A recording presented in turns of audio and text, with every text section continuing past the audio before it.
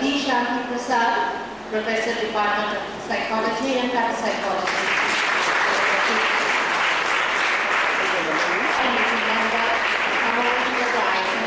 Dr. Johnson Rani to please hand over. We invite you to the bouquet.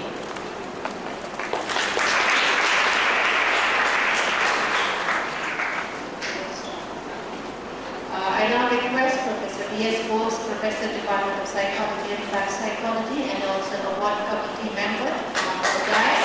I request Mrs. Radha Ratna, student of Parapsychology, to hand over the bouquet. We are still awaiting the arrival of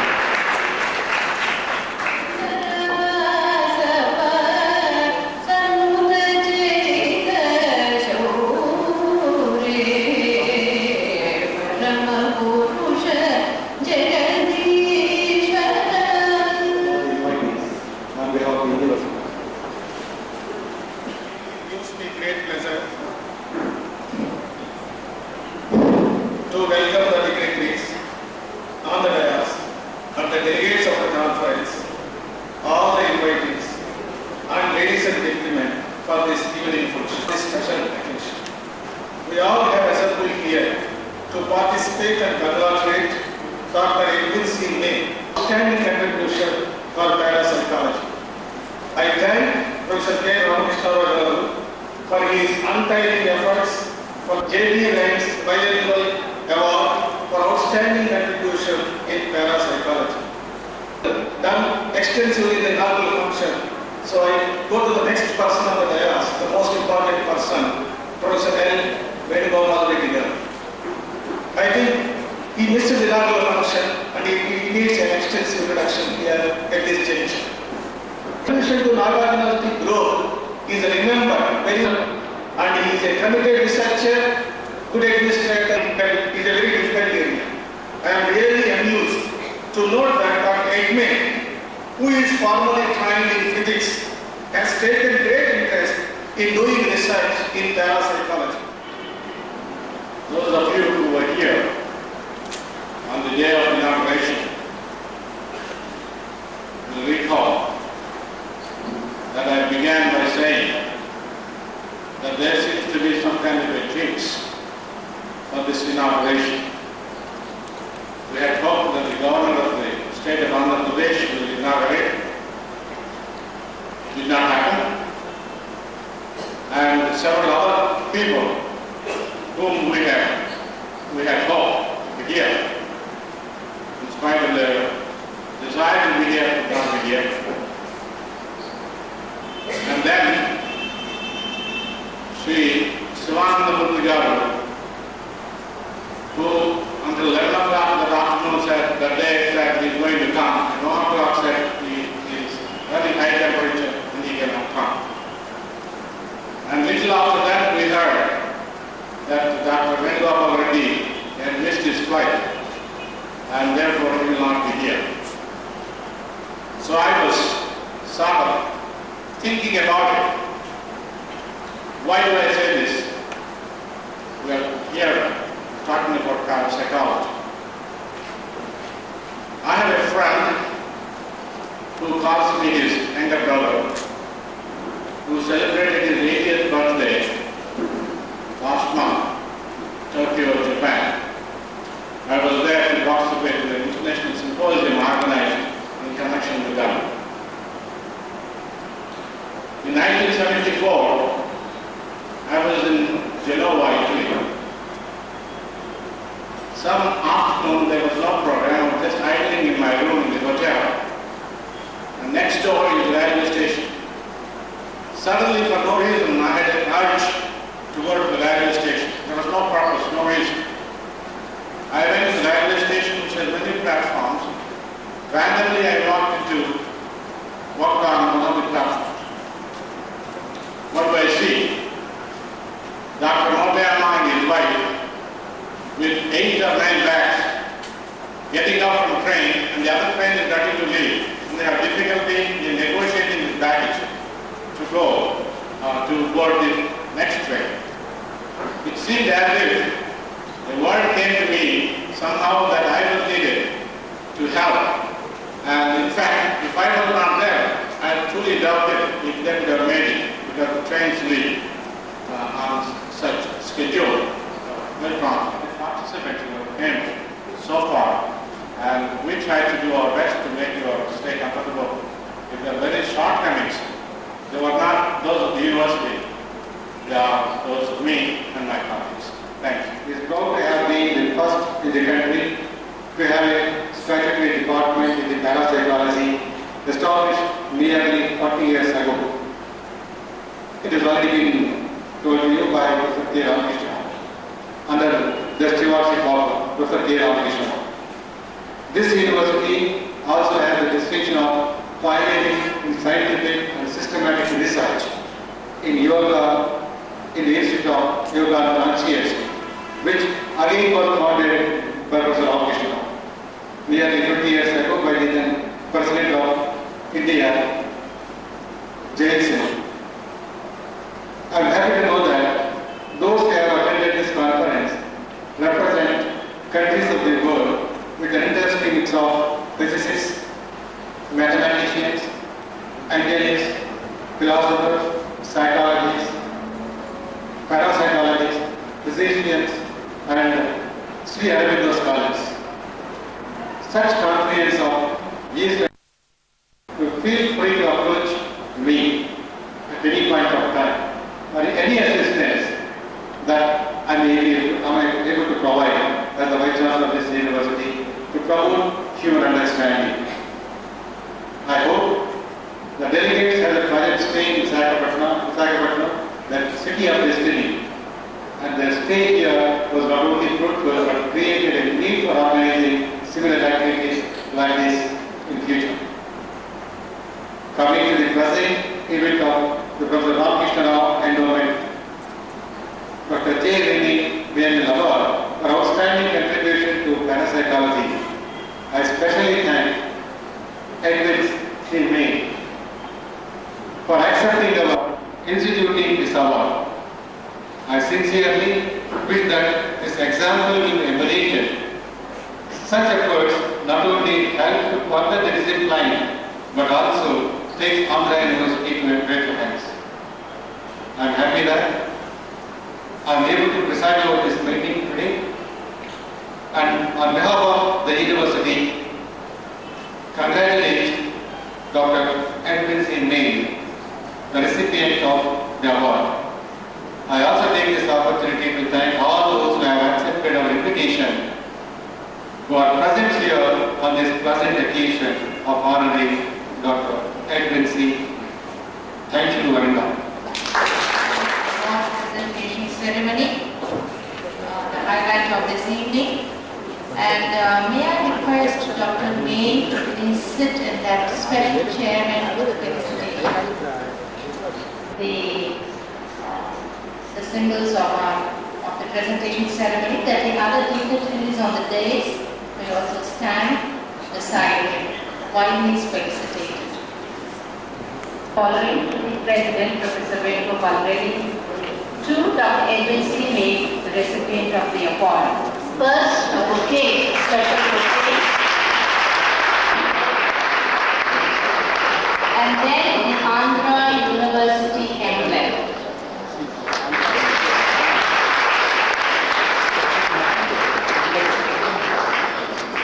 Now we have a silver flag engraved and dusted with gold.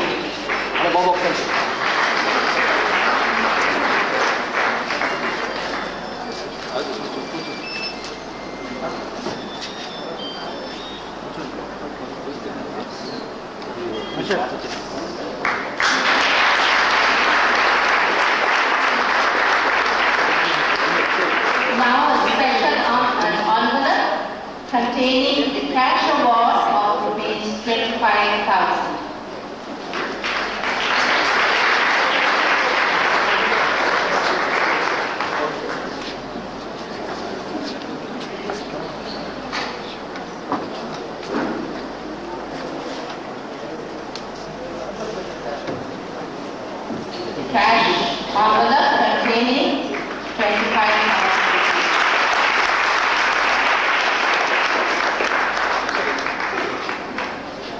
and a framed citation signed both by the Vice Chancellor and the Registrar.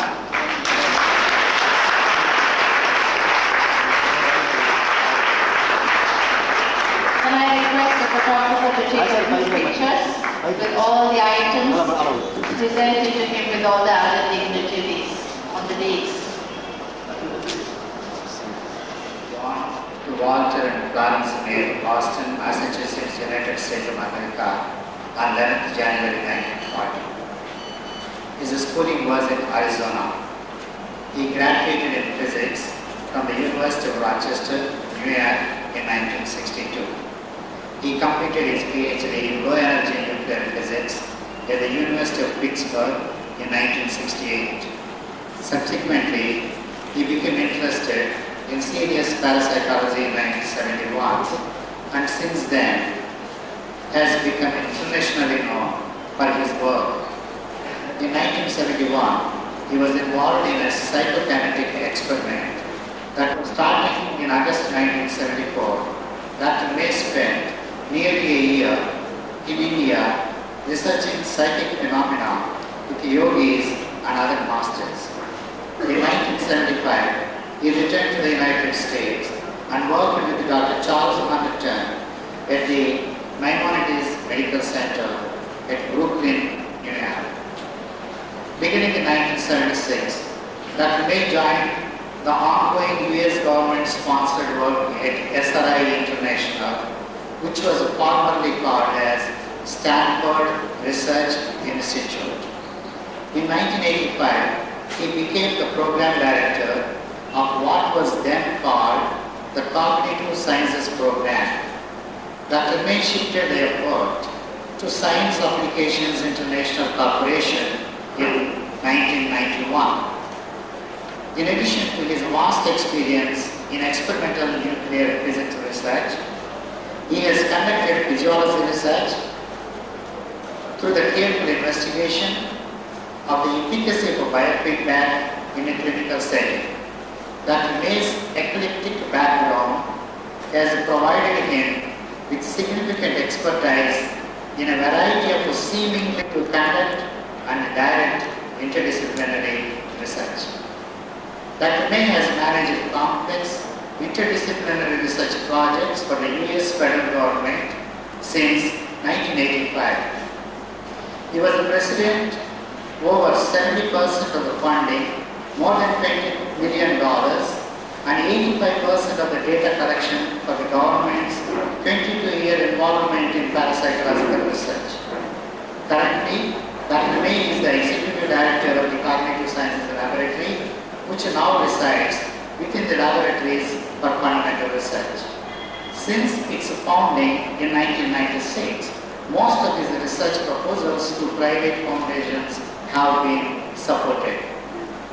His research is devoted to understanding a wide range of human experience by exploring parapsychological phenomena, remote viewing or anomalous cognition, the Aharonov-Bohm effect in quantum mechanics, consciousness research, cognitive neurosciences, perception, physiology, and physics, using the state-of-the-art analysis of electroencephalograms to search for subtle effects in the central nervous system. Most of his research was published in the parapsychology peer-reviewed literature, including in a mainstream medical and contribution to parapsychology through Dr. Edwin C. May, Executive Director, Cognitive Sciences Laboratory, Laboratories for Fundamental Research, California, USA. Visakhapatnam, January 6, 2006. Can I request our address audience to give standing ovation to Dr. May?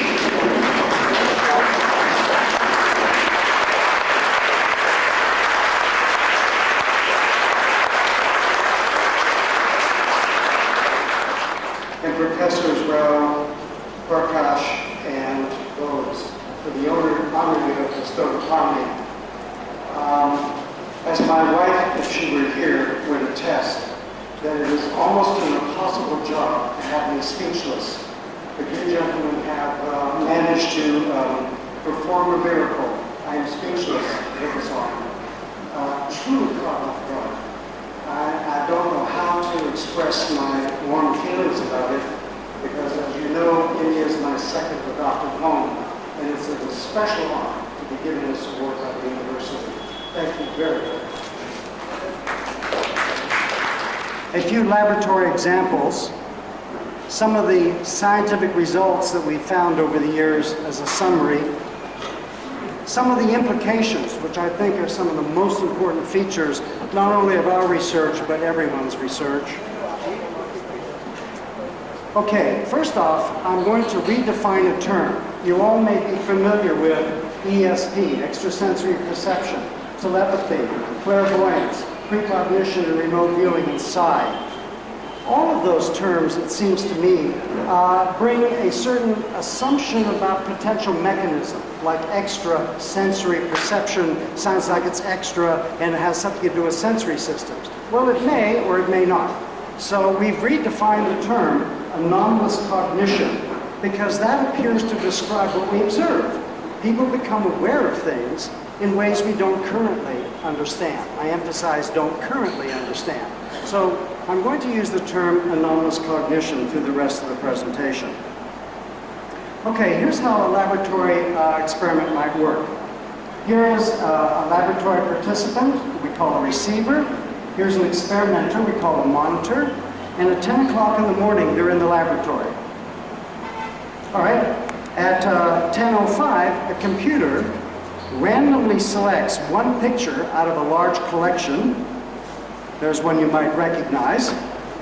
And at this point, neither of these two people have any idea what picture has been chosen at random out of that large collection. And so for the next 15 minutes, they engage in a process which we call also remote viewing, to elicit from her what's in her mind with regard to the picture that has been chosen at random. Keep in mind, neither of them actually know. But some fraction of the time, a small miracle actually happens.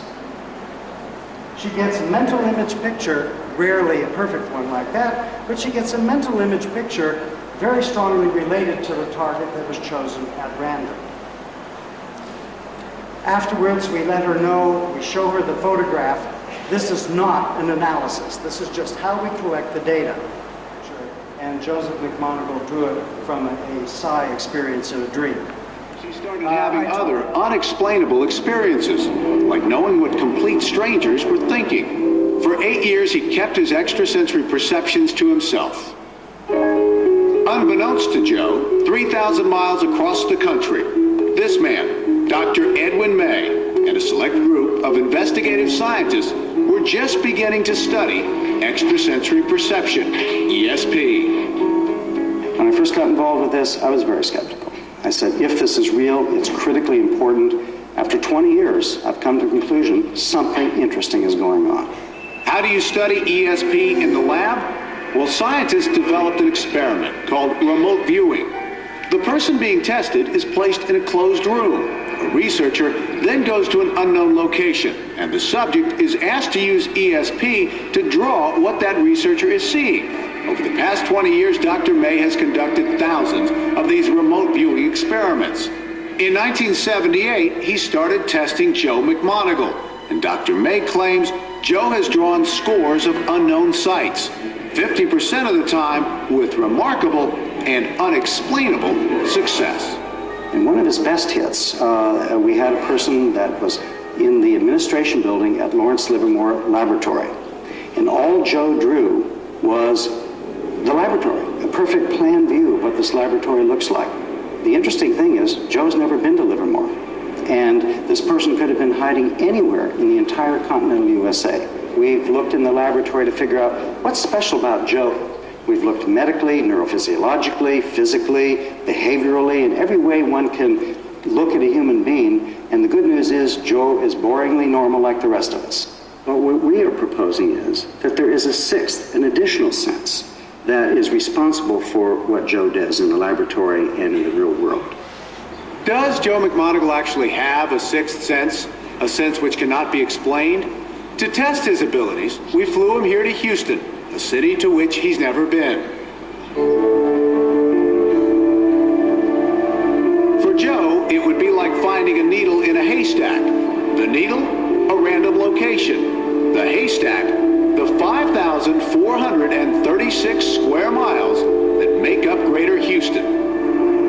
We hired a movie location scout who spent 5 days finding a wide variety of distinct target sites.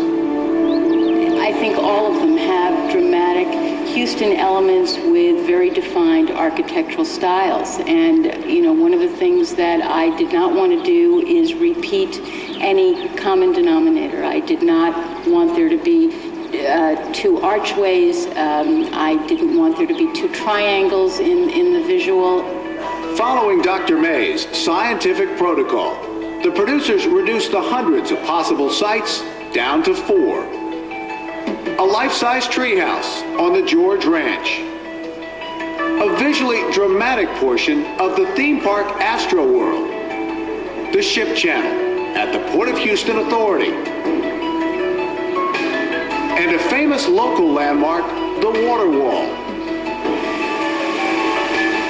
Without Joe's knowledge, those locations were photographed and placed in numbered envelopes at our downtown headquarters. We hired Officer Bill Baker of the Houston Police Department to retain custody of those envelopes. With Joe McMonagle sequestered in a windowless, soundproof room, we placed the 4 numbered envelopes in an adjacent room. To choose our final location, Julie Wiesen, a local marketing executive, was asked to roll the dice. So the number is 2. So Officer Baker, why don't you take envelope number 2? For the test, we selected Jessica Miller from the Houston Visitors Bureau to be what the scientists call the target person. Inside envelope number 2 was the photograph of the Houston Ship Channel. It would be Jessica's job to go to the target site and carefully observe every detail. In theory, through ESP, Joe might actually be able to see the location through Jessica's eyes. We would simultaneously record both Jessica and Joe. So while they drove, Joe began what he calls his cool-down period, similar to meditation, clearing his mind of all outside distractions.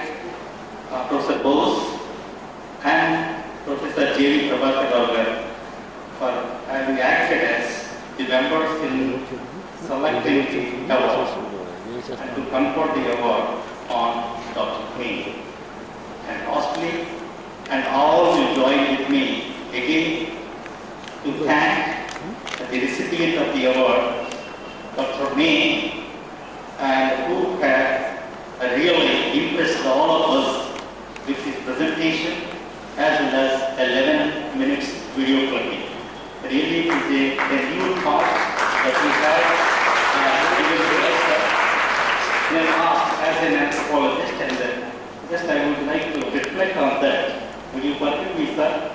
In our cultural heritage, and we do have the extrasensory perceptions, and the perceptions at individual level, and they are also studied at cultural level. Because whatever the object that we name is not individually it is accepted, it is at the group level, it is at the culture level, it is at the society level it is accepted. So all these sensory perceptions, they are accepted by the society. That is the reason, and we have, I think most of you would have seen the Vitlacharya movies. Movies that were released in 1940s and 50s and late 60s, where most of the movies were directed by one gentleman called Vitlacharya, and they are mostly on these extrasensory perceptions and the out-of-body experiences and such related parapsychological parameters. Suppose, for example, I will give you the Ashimajali stories which were written maybe in the Middle Ages, where they used to say